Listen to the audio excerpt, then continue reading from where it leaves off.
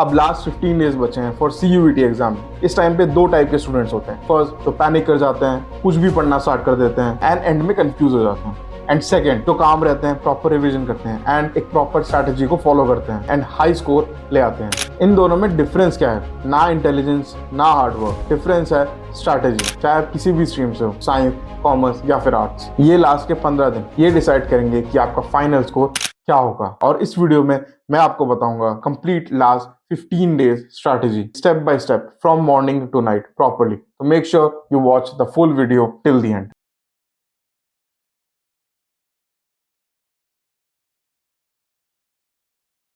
इस वीडियो को मैंने फेजेस में डिवाइड किया है, which is phase 1 is from day 1 to day 5 which is mainly revision. Then day 6 to 10 जिसमें मॉक टेस्ट रहेंगे। देन डे 11 टू 13 जिसमें की फाइनल पॉलिशिंग होगी। देन डे 14 जिसमें की अल्ट्रा लाइट थिंग्स रहेगी। एंड फाइनली डे 15 एग्जाम के एक दिन पहले क्या क्या करना है वी विल सी। तो फेज 1 से शुरू करते हैं। Phase 1 will be from day 1 to day 5 which will be full revision and working on your weak areas. इस फेज के 3 मेन ऑब्जेक्टिव्स होंगे, जो कि फर्स्टली होगा जो भी आपने पढ़ा है वो आपको एक बार कम से कम रिवाइज करना है। देन अपने जो भी वीक टॉपिक्स हैं उनको आइडेंटिफाई करना है। एंड देन थर्ड एक प्रॉपर स्टडी सिस्टम बनाना और एक रूटीन सेट करना एंड उसको फॉलो करना। तो late us see the time table. सबसे पहले सुबह ये होगा अप्रॉक्स 3 से 4 घंटे का। इस टाइम का मेन फोकस होगा कॉन्सेप्ट रिवीजन एंड ये एक गोल्डन टाइम है। You have to do this following things. जो भी आपके डोमेन सब्जेक्ट्स हैं, जो भी आपके मेन सब्जेक्ट्स हैं, उनको एनसीईआरटी या फिर एनसीईआरटी के नोट्स वही रिवाइज करना है इस टाइम पे। एंड आपको इस टाइम पे सबसे ज्यादा फोकस रखना है हाई वेटेज टॉपिक्स पे। देन इंग्लिश में कम से कम एक रीडिंग कॉम्प्रिहेंशन वो प्रैक्टिस करना ही करना है। देन वोकैबुलरी, उसमें सिनोनिम्स, एंटोनिम्स वो आपको रोज देखने हैं। एंड जो ग्रामर रूल्स है उस पर भी आपको फोकस करना है। देन जनरल टॉपिक जो बहुत बार ऑप्शनल होते हैं, इसमें जो बेसिक क्वांटिटेटिव एप्टीट्यूड के क्वेश्चंस होते हैं, लॉजिकल रीजनिंग के क्वेश्चंस होते हैं, उनको भी कम से कम आधा घंटा you have to spend. Then दोपहर को कम से कम 2.5 से 3 घंटे का टाइम रहेगा जिसमें कि you have to do question practice mainly, और कुछ नहीं। Approx 80 to 100 questions in total अगर आप करोगे तो it is more than enough. Since it is an exam, जितने ज्यादा क्वेश्चंस आप प्रैक्टिस करो इट विल बी गुड। तो इसमें सबसे पहले जो भी आपके डोमेन क्वेश्चंस है, जो आपकी मेन सब्जेक्ट के क्वेश्चंस है, उसके कम से कम 50 टू 60 क्वेश्चंस आपको प्रैक्टिस करने हैं। देन इंग्लिश में 20 to 25 questions approx. And then GT के 50 टू 20 क्वेश्चंस। उसके बाद प्रीवियस ईयर क्वेश्चंस आपको फोकस करना है प्रीवियस ईयर क्वेश्चंस पे। क्वेश्चन सॉल्व करने ही करने, क्योंकि उसी से उन्हीं क्वेश्चंस में से नए क्वेश्चन पेपर हर साल बनते हैं। एंड ये चीज बहुत जरूरी है जो आपको करनी ही करनी है, दैट हर क्वेश्चन को सॉल्व करने के बाद you have to look at the solution, you have to see the solution, even if आप थोड़ा थोड़ा श्योर हो about any question, you have to see and check the answer। guess what completely avoid करना है इस time पे। then आते हैं शाम को which will be approx 1.5 to 2 घंटे। अब पूरे दिन आपने हेवी मेंटल वर्क करा है, इसीलिए अब टाइम है to do some light things. इसीलिए ये टाइम होगा लाइट रैपिड रिविजन का। तो फर्स्टली जो भी आपके शॉर्ट नोट्स ऑलरेडी बने हैं या फिर आप इस टाइम पे भी बना रहे हो अगर शॉर्ट नोट्स, तो वो बहुत अच्छी बात है, यू शुड मेक। तो जो भी शॉर्ट नोट्स होंगे एंड इंपॉर्टेंट फॉर्मूलाज होंगे, important terms, facts, definitions, terms, उन्हीं को रिवाइज करना है, उनको फिर से पढ़ना है। देन जो मेन आपके सब्जेक्ट्स है, जो डोमेन टॉपिक्स हैं, उनके इंपॉर्टेंट डेफिनेशंस, टर्म्स वो आपको रिवाइज करना है अच्छे से। देन इंग्लिश में जो इंपॉर्टेंट वोकैबुलरी लिस्ट है जिससे क्वेश्चंस आ सकते हैं वो आपको रिवाइज करना है। वोकैबुलरी लिस्ट आपको इंटरनेट पे अगर आप सर्च करोगे तो आपको मिल जाएगी। देन लास्टली रात को which will be approx for 1 hour only, उससे ज्यादा नहीं। अब ये चीज जो है ये आपको करनी ही करनी पड़ेगी, क्योंकि if you don't do this तो आपको चीजें याद नहीं रहेगी फर्स्टली, एंड आपका स्कोर अच्छा नहीं होगा। तो what you have to do is you have to make a notebook which is the mistake notebook. उसमें you have to note down your all mistakes. उन मिस्टेक्स को you have to categorise into 3 parts. Number 1 silly mistakes जो आपकी हुई है, conceptual errors जो हुई है, एंड थर्ड जिसमें मतलब कि जिसमें आपको टाइम ज्यादा लगा किसी क्वेश्चन को सॉल्व करने में। सिली मिस्टेक्स वो मिस्टेक्स होंगी जैसे कैलकुलेशन एरर्स हो गई या छोटी मोटी मिस्टेक्स हो गई, तो वो होगी सिली मिस्टेक्स।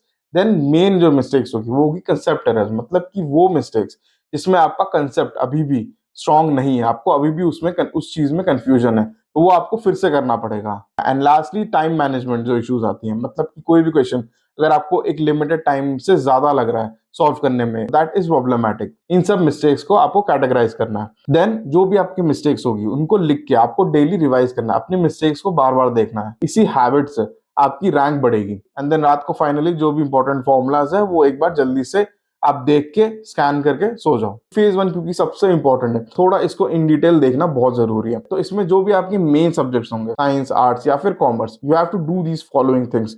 फर्स्टली जैसे कि मैंने कहा एनसीईआरटी या नोट्स को आपको रिवाइज करना ही करना है। देन जो भी हाई वेटेज चैप्टर्स हैं इस फेज में पहले करना है आपको, बाद में नहीं। Then important formulas and definitions, जितने भी इंपॉर्टेंट फॉर्मुलाज जिससे कि क्वेश्चंस आ सकते हैं, you have to practice. And सबसे इंपॉर्टेंट चीज जो आपको अभी करनी है दैट इज कि कोई भी नया टॉपिक, कोई भी नई चीज नहीं पढ़नी है इस टाइम पे। And while revising, while studying, जो भी आपको चीजें कंफ्यूजिंग लगे, जो नहीं समझ आए, जैसे आप टेक्स्ट में पढ़ते पढ़ते उसके साइड में सी लिख लो, दैट मीन्स कंफ्यूजिंग। एक इंपॉर्टेंट टिप, कोई भी एक इंपॉर्टेंट सब्जेक्ट लो, उसको आप 1 से 1.5 घंटा कर रहे हो, नेक्स्ट दिन में दूसरा इंपॉर्टेंट सब्जेक्ट लो, उसको 1 से 1.5 घंटा करो, देन नेक्स्ट डे पे उसी टाइम पीरियड पे कोई दूसरा सब्जेक्ट पढ़ो जो कि इंपॉर्टेंट है। ऐसे करते करते you have to rotate different main subjects. Then English which is very important in CUET exam, जिसमें आपको कम से कम 45 से 60 मिनट्स आपको स्पेंड करना ही करना है। इसको आपको डेली करना है, स्किप नहीं करना। इसमें number 1 reading comprehension very important. तो मेन चीज इंपॉर्टेंट है that is your speed and understanding, मतलब आपकी स्पीड भी अच्छी होनी चाहिए and while you read your understanding it should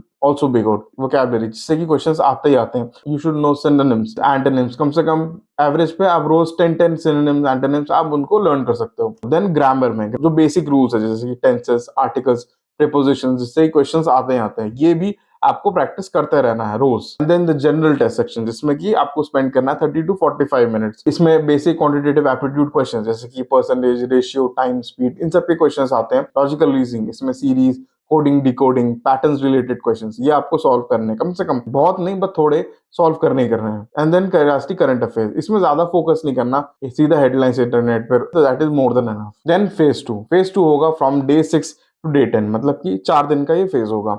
इसमें the main focus will be mock test and exam simulation. इसमें मेन ऑब्जेक्टिव्स होंगे, फर्स्टली जो आपकी स्पीड होगी वो इंक्रीज करनी होगी, टाइम मैनेजमेंट वो इंप्रूव करना होगा।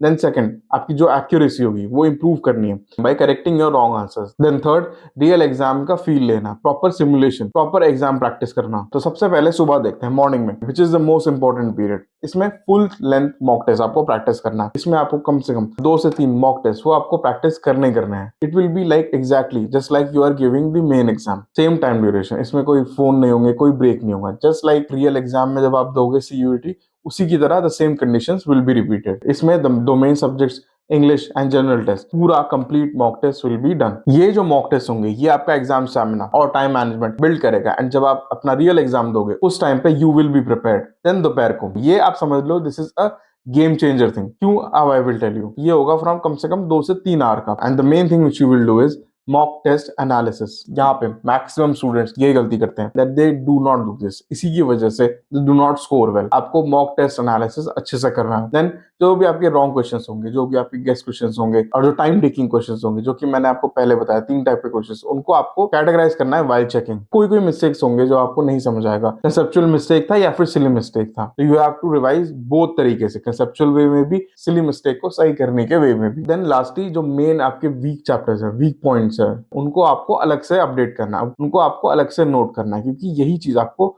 फिर से बाद में रिवाइज करनी पड़ेगी अच्छे से। देन शाम को which is the targeted revision, इसमें सिर्फ वीक टॉपिक्स उन्हीं को रिवाइज करेंगे जो मैंने आपको बताया, जो हमने प्रीवियसली वीक चैप्टर्स को अलग करा था, अब उनको अच्छे से हम रिवाइज करेंगे। अब जैसे आपका रीडिंग कॉम्प्रिहेंशन गलत होता है तो आपको you have to again practice reading comprehension अच्छे से, अगेन कॉम्प्रिहेंशन पैसेजेस को पढ़ के you have to answer correctly. Then अगर आपकी रीजनिंग में कोई गलती होती है तो वो क्वेश्चन आपको फिर से सॉल्व करना है, फिर से उसका प्रॉपर आंसर देख के। एंड अगर आपको कोई मेन टॉपिक में गलती होती है तो what you will do is उस चैप्टर को फिर से रिवाइज करना है, उस टॉपिक को फिर से रिवाइज करना है। देन रात को which is the rapid revision phase, it will be very short and sharp to the point. तो इसमें सबसे पहले formulas, vocabulary and key concepts, उन्हीं को रिवाइज करना है फटाफट से।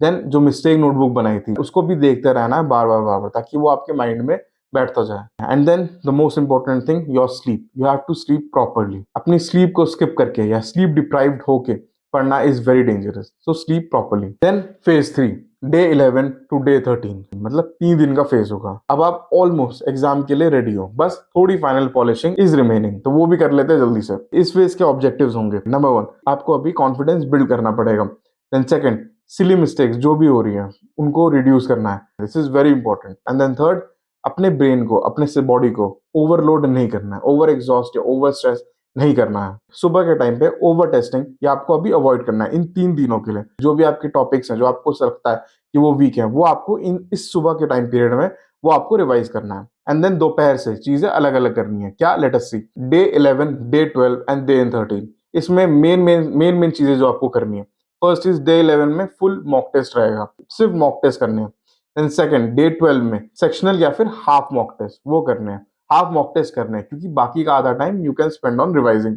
एंड थर्ड, डे 13 में फिर से फुल मॉक टेस्ट आपको रिवाइज करने, तो एक दिन का गैप, थोड़ा गैप देके फुल मॉक टेस्ट पे ही फोकस रहेगा। अब दोपहर को, शाम को और रात को, ये जो 3 टाइम पीरियड है मैंने इन 3 दिनों के लिए बताया। तो what you have to do is, हर 3 दिनों के लिए दोपहर में सिर्फ अपनी जो रिपीटेड मिस्टेक्स है उन पे आपको फोकस करना है, उनको आपको बार बार रिवाइज करना है, कुछ नया नहीं। वीक एरियाज होंगे उनको फिर से पढ़ना है, फिर से रिवाइज करना है एंड क्वेश्चन सॉल्व करने हैं उसी से रिलेटेड और किसी चीज से नहीं।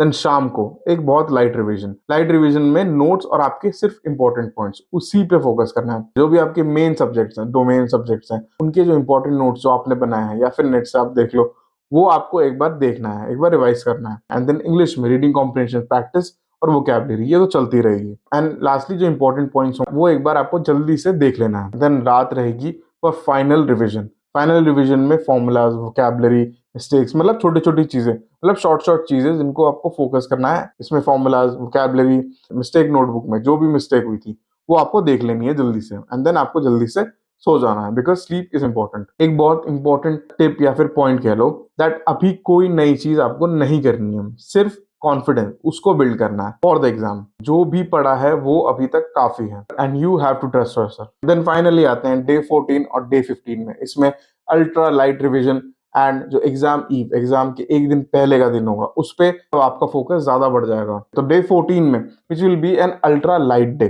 ज्यादा हैवी चीजें, सीरियस चीजें नहीं होंगी। तो सुबह what you have to do is half mock या फिर प्रीवियस ईयर क्वेश्चन पेपर वो आपको सॉल्व करना है, एंड ज्यादा प्रेशराइज्ड होके नहीं करना है, इन अ काम स्टेट, इन अ काम माइंड।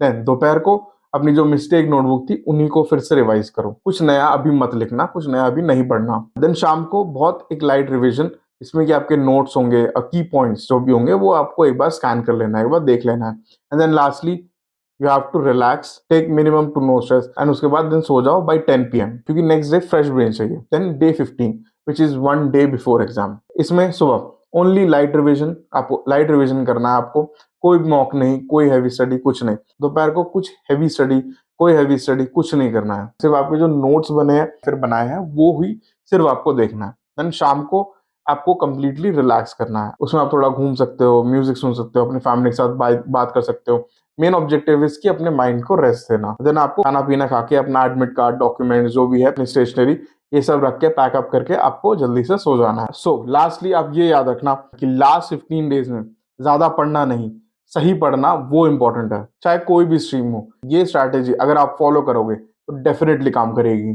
इसीलिए stay calm, stay focused, and यही स्ट्रैटेजी, इसी स्ट्रैटेजी को फॉलो करके you will score very good in your CUET exam. All the very best.